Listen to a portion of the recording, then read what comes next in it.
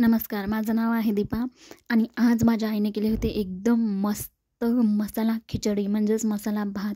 वेगवेगळ्या खूप साऱ्या भाज्या टाकून आणि घरचे मसाले बनवलेले होते ते टाकून इतकी मस्त दिसत होती आणि इतकी टेस्टी झाली होती. सिरियसली तुम्ही पण आता करून बघा. तर मसाले भात बनवण्यासाठी वेगवेगळ्या भाज्या घेतलेल्या आहे. आलू, टोमॅटो, कांदा, लसूण, कढीपत्ता, फुलगोबी आणि पत्तागोबी एवढ्या सगळ्या भाज्या घेतलेल्या होत्या, कारण की आपल्याला खूप टेस्टी बनवायची होती म्हणून, आणि हेल्दी पण थोडीशी. एका गंजामध्ये थोडंसं तेल टाकून त्याच्यामध्ये कांदा टाकला. कांदा मस्त लालसर होईपर्यंत भाजून घ्यायचा. त्याच्यानंतर याच्यामध्ये माझ्या आईने खलबत्त्यात वाटलेला लसूण टाकला. आम्ही खलबत्त्यातच वाटतो लसूण, अद्रक वगैरे जे काही आहे. फक्त पेस्ट बनवायची असेल तेव्हाच मिक्सर यूज करतो. बघा, खलबत्त्यात वाटलेला लसूण टाकला आणि याला पण असं लाल लाल होऊ द्यायचं मस्त. ही प्रोसेस खूप आरामदायक आहे.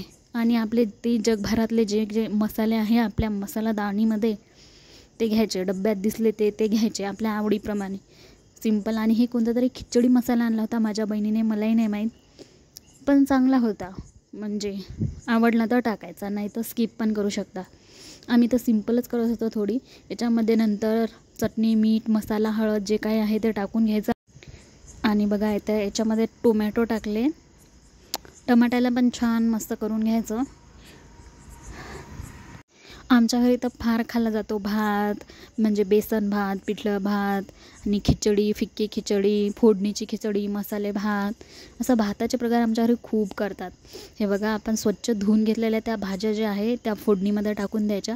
अर्धा गंज तर हे भाज्याच झाल्या होत्या आणि त्या भाजीमुळेच ते टेस्टी झालं होतं सगळं. हवं तर तुम्ही अजूनही टाकू शकता, जसं ढोबळी मिरची वगैरे, गाजर टाकू शकता. पण आमच्याकडे तेवढं नव्हतं म्हणून हेच टाकलं आम्ही. गोबी वगैरे, आलू तर मला खूप आवडतात, आलू तर टाकाच, आलूने छान लागते. बघा, याला mix mix mix mix mix करायचं. असं वाटत होतं की काय भाजीच करत आहो का. आणि या भाजीचा रस्सा मी माझ्यासाठी काढून ठेवला होता. इतका सुंदर लागत होता, टेस्टी झाला होता. बघा, आपल्या फोडणीच्या खिचडीमध्ये एवढा तर आपल्याला नुसतं मसालाच म्हणावं लागेल, हेच टाकावं लागतं. आणि तांदूळ थोडेसे कमी घेतले तरी चालेल, मस्त एक खिचडी मस्त होईल. आणि कढीपत्त्याची आठवण नव्हती तर बघा वरून टाकला आहे ना कढीपत्ता, आठवणच नव्हती. आणि आम्ही जेव्हा मसाले भात करतो त्याच्यामध्ये कोणती ना कोणती डाळ टाकतोच. जास्त तर मसुरीची डाळच टाकतो. इथे आईने अर्धा कप मसुरीची डाळ टाकलेली आहे. मला वाटते अर्धा किलो तांदूळ, अर्धा किलोपेक्षा कमीच होते तांदूळ, त्याच्यासाठी अर्धा कप मसुरीची डाळ. आणि मसुरीची डाळ खरंच खूप खूप मस्त राहते आणि आपल्या आरोग्यासाठी पण चांगली राहते. ॲसिडिटी वगैरे होत नाही त्याने, त्याच्यामुळे मसुरीची डाळ मला तर खूप आवडते. आणि मग आवश्यकतेनुसार पाणी टाकून घ्यायचं. आपल्या तांदूळाला जितकं पाणी पाहिजे तितके आपले, म्हणजे तांदूळ जेवढे असले तेवढं पाणी टाकून घ्यायचं. आणि याला एक छान मस्त उकळी फुटोस तर ठेवून द्यायचं. इथे बघा, मी तो खिचडी मसाला टाकला होता म्हणून असं लाल लाल दिसत होतं. बघा, एवढं पाणी टाकलेलं होतं. आणि आता आपल्याला टाकायचे स्वच्छ धुवून तांदूळ. कोणी कोणी भिजवून पण ठेवतात, पण आमच्याकडे टाईम नव्हता म्हणून आम्ही लगेच धुतल्याबरोबर टाकून दिले उकळी आल्यानंतर. आणि तांदूळ आपल्या घरात जेवढे लोक असतील त्याप्रमाणे घ्यायचे.